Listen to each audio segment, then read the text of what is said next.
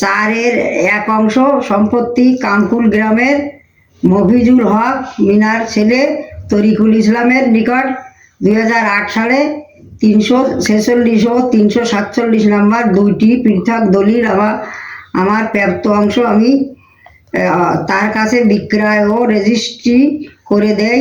2008 সালে কিনা টোটাল সম্পত্তি অভয়নগর থানার ভিতরে আছে 375 শতক সম্পত্তি। পাঁচিদাসী কীর্তনিয়া আমার মাকে 5 একর 28 শতক জমি দানপত্র করে দেয়। যশোরের অভয়নগর উপজেলার শ্রীধরপুর ইউনিয়নের বনগ্রাম ও পাথালিয়া মৌজায় পৈতৃক সূত্রে পাওয়া 375 শতক জমি পার্শ্ববর্তী কামকুল গ্রামের তরিকুল ইসলামের কাছে বিক্রি করেন মঞ্জু রানী বিশ্বাস।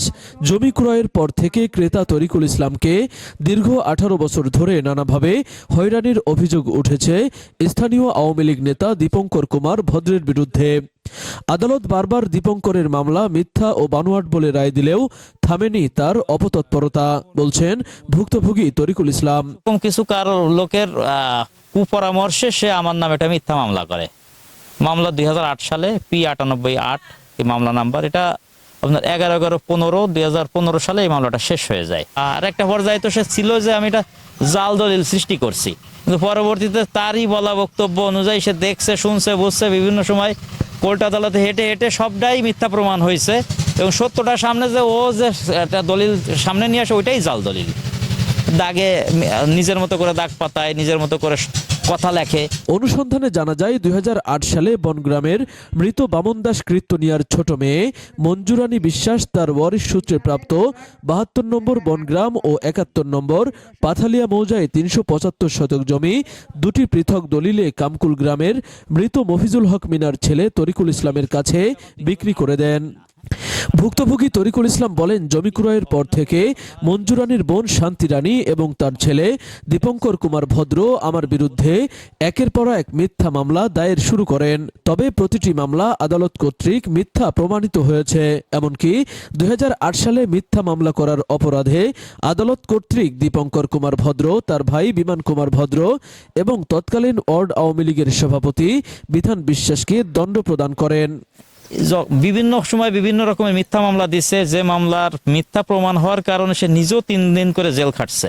অভিযোগ রয়েছে, বিগত সরকারের আমলে 9 নম্বর ওয়ার্ড আওয়ামী লীগের সভাপতি হওয়ার পর দীপঙ্কর কুমার ভদ্র আরও বেপরোয়া হয়ে ওঠেন।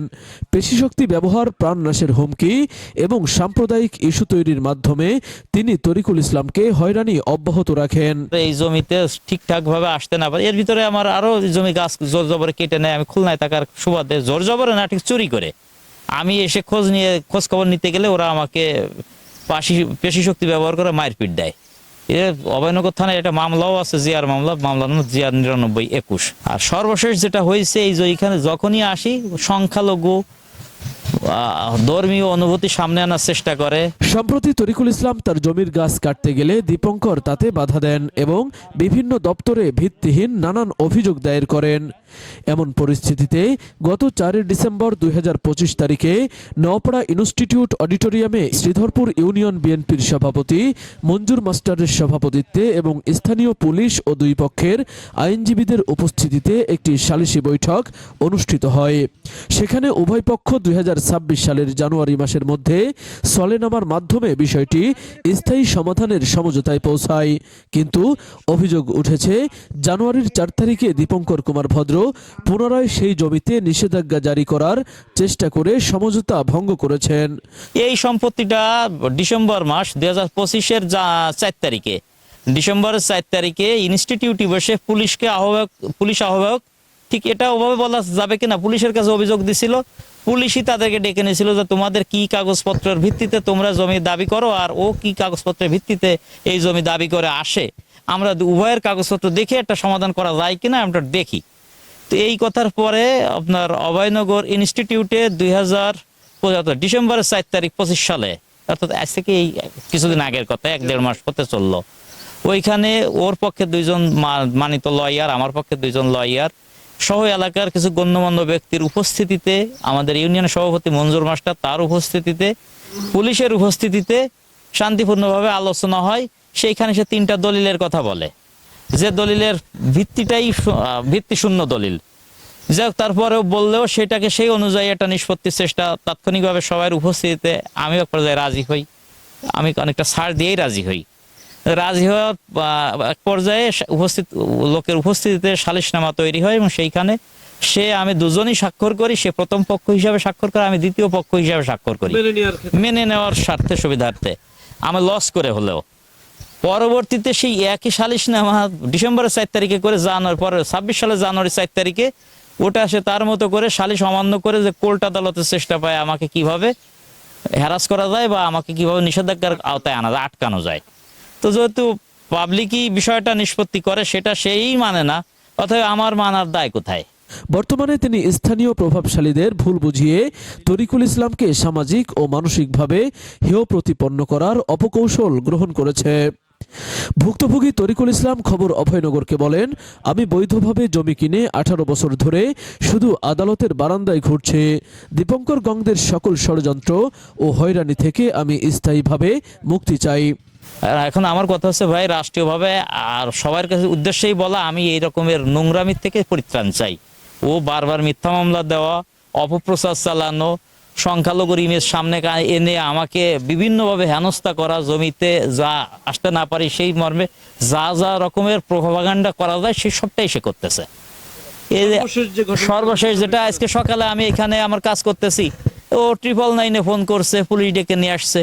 আরে ভাই, আমি আমার জমিতে কাজ করতেছি, 999-এ আনলে তো আমি আনবো। হ্যাঁ, এরপর থেকে আমি বলছিও, দেখেন 999-এ যদি কোনো পজিটিভ সুযোগ থাকে যে আমার বৈধ পেপারসের সম্পত্তি, কিনা সম্পত্তি থেকে আমাকে সরায় রাখা যায়, তাহলে তো আমারই 999-এর আশ্রয় নিতে হবে।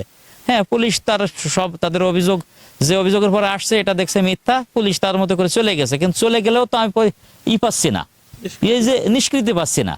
এখন সমাজে যে মহলের হস্তক্ষেপে এটা থেকে আমি পরিত্রাণ পাই, নিষ্কৃতি পাই, আমি একটু সেইটা হস্তক্ষেপ কামনা করছি আপনার মাধ্যমে। এ ব্যাপারে জানতে চাইলে জমি বিক্রেতা মঞ্জুরানী বিশ্বাস এক ভিডিও বার্তায় নিশ্চিত করেছেন যে তিনি স্বেচ্ছায় এবং সজ্ঞানে তরিকুল ইসলামের কাছে তার প্রাপ্ত অংশ বিক্রি করেছেন।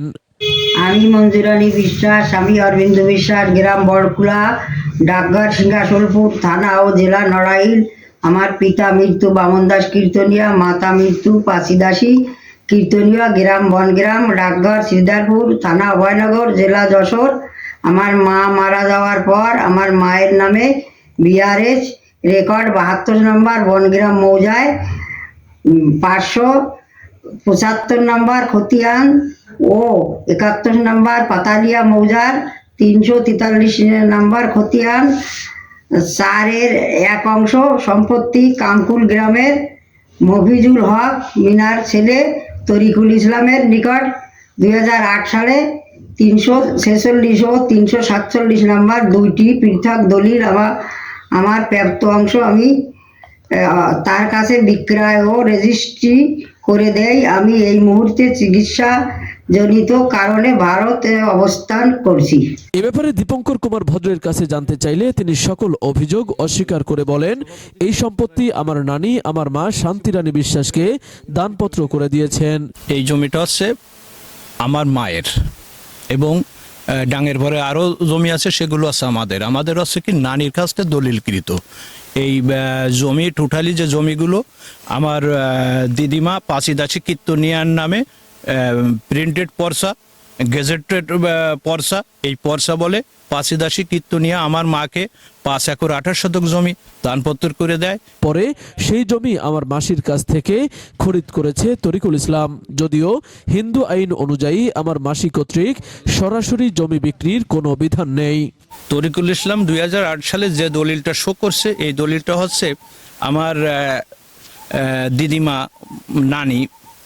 দিদিমা বা নানি পাশিদাসী কীর্তনিয়া মারা যাবার পরে ও আমার এক খালাকে সাজাইয়ে আমার এক মাসিকে, কারণ আমার মাসিরা হচ্ছে 4 বোন, 3 বড় মাসি মারা গেছেন, তারাও ভারতে বসবাস করেন, মেজো মাসিও ভারতে বসবাস করেন।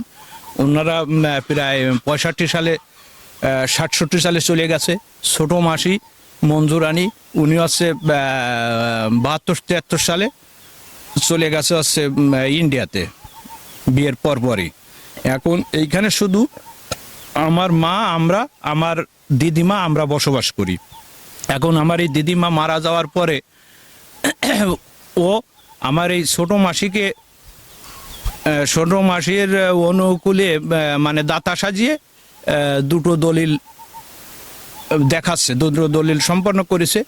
আমার কথাটা আছে ওই দলিলটা ওর না, এই কারণে আমাদের হিন্দু আইনে বাবার বাড়ির সম্পত্তিগুলো পুত্রবতী যদি তার বাই না থাকে সে মেয়েদের পুত্রবতী মেয়েরা পাবে, তবে এই জমিগুলো বিক্রির অধিকার শুধু পুত্রদের আছে। এদিকে এলাকাবাসী সূত্রে জানা যায় দীপঙ্কর কুমার ভদ্র এলাকার কতিপয় প্রভাবশালী ব্যক্তিকে ব্যবহার করে তরিকুল ইসলামকে নিয়মিত হুমকি দিয়ে যাচ্ছেন, যা এলাকায় ব্যাপক উত্তেজনার সৃষ্টি করেছে। ডেস্ক রিপোর্ট, খবর অভয়নগর।